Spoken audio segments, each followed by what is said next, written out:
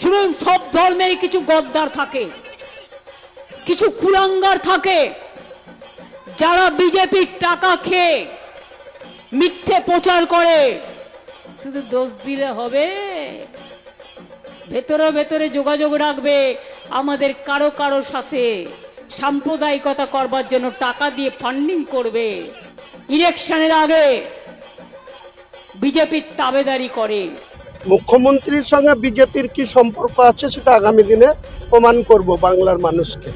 মুখ্যমন্ত্রী মন্দির করবেন, মুখ্যমন্ত্রী কার্নিভাল করবেন, মুখ্যমন্ত্রী নিউ টাউনে 1100 কোটি টাকার জায়গা আবার মন্দির বানানোর জন্য দান করবেন। ওনার আত্মীয় স্বজন, ভাই ভায়াত, ভাইপু, নাতি নাতনি, সাত গোষ্ঠী করে খাচ্ছেন, আবার আমাদেরকে নিয়ম শিখাবেন, আমাদেরকে শুধু বলবেন